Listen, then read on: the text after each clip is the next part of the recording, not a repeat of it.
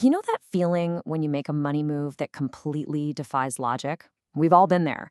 Well, in today's explainer, we are digging deep into the hidden psychological and astrological forces that are actually driving your financial decisions. We're unpacking some truly fascinating source material that draws a straight line between two worlds you probably never thought to connect: the ancient traditions of astrology and the modern science of behavioral finance. We're going to explore how one specific astrological placement, Mars in the sixth house, perfectly mirrors the exact psychological traps that trip up modern investors every single day. So let me ask you something right out of the gate. Are you investing or are you competing? It's a subtle shift in wording, sure, but it absolutely forces us to confront our deepest motivations. Are we genuinely trying to build wealth for our future? Or are we just trying to win a game to stroke our own egos? Keep that question in the back of your mind as we go through this, because I promise you, the answer might surprise you. Okay, let's jump right into part one, the drive to win. Before we can even think about fixing our financial behaviors, we have to figure out where they come from. In astrology, the sixth house governs things like work, daily routines, discipline, and problem solving. Now, when you drop Mars in there, the planet representing energy, courage, immense ambition, and this raw drive to conquer obstacles, you get a personality that naturally approaches money and career with an incredibly intense competitive mindset. And what's wild is that modern behavioral finance offers a striking parallel to this. It proves that real-world financial decisions are almost never driven by pure cold logic. Instead, they're heavily swayed by our emotions, our psychological biases, and this primal human urge for social competition. It's like looking in two totally different mirrors and seeing the exact same reflection. Moving right along to part two, investing as a competition. So what actually happens when we turn the stock market into our own personal battlefield? Well, we fall into a trap called social comparison. This is what happens when you start measuring your own financial success against other people, rather than sticking to your own personal goals. Think about it. You see your friends, colleagues, or just some random person on social media bragging about their massive returns, and it triggers something deeply primal in us. According to the source material, this creates a powerful and frankly very dangerous motivation to totally abandon your logical long-term plan and take on wildly bigger risks just to keep up with the pack. The source text really hits a nail on the head with this quote. A successful trade feels like a personal victory. Beating the market becomes a source of pride. For a lot of people with this competitive drive, investing stops being about financial security. It just morphs into an ego-driven competition. It's no longer about securing a comfortable retirement or, saving for a house. It's about the thrill of the win. It's about proving you're smarter and faster than everyone else. But as behavioral finance constantly warns us, letting your pride drive your wallet is a phenomenally risky game. Which brings us to part three, the urge to act. This relentless competitive drive creates an overriding need for constant movement in your portfolio. In psychology, this is known as action bias, the ingrained but totally flawed belief that doing something is always inherently better than doing nothing. Looking at it through the astrological framework, Mars is a planet of action. It naturally prefers movement over waiting. Because of this energy, buying a stock feels highly productive, selling feels decisive and powerful. But sitting on your hands and just waiting, that feels like you're being lazy. The reality, though, is that in the financial world, action absolutely does not always equal progress.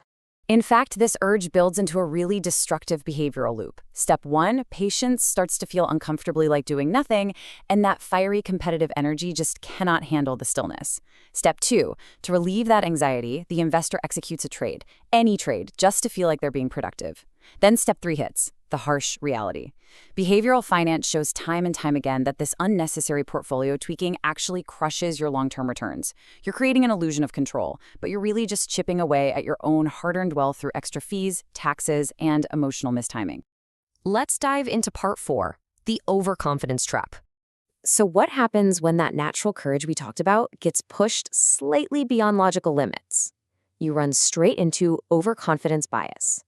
This is the moment you begin trusting your own gut instincts way more than thorough research, completely ignoring the reality of market uncertainty. Astrology mirrors this perfectly. It shows how Mars brings necessary courage and boldness, but sometimes that fire just burns a little too bright and totally blinds you to the actual risks staring you in the face.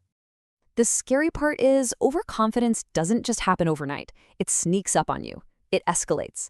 It starts innocently enough. You get a few successful trades under your belt, and you feel great. But then, that perfectly healthy confidence gradually hardens into absolute certainty. Suddenly, you start believing you can actually predict future market outcomes. And because you're so utterly certain, taking much larger, riskier positions feels totally justified. Wildly aggressive strategies suddenly appear completely reasonable, until finally you reach the most dangerous step. Pure instinct completely replaces diligent research. You stop looking at the hard data and start throwing money around entirely on a gut feeling. Now for part 5, the power of discipline. But hey, this fiery, competitive energy isn't all bad. In fact, when you properly focus a Mars in the 6th house drive, it gives you some incredible, almost unfair advantages. We're talking immense discipline, a fierce, relentless work ethic, and a genuine love for complex problem solving. People with this drive possess this rare willingness to study consistently and actually build their financial literacy over time. Most importantly, it gives you incredible resilience. When the market crashes and everyone else is panicking, this energy gives you the pure grit to recover from setbacks and stay committed during brutal market conditions. And behavioral finance completely backs this up. Disciplined habits and rock-solid emotional control will pretty much always be chasing a quick profit. Finally, let's wrap this up with part 6, competing versus building wealth. When you really boil it down, the contrast between these two approaches is literally night and day.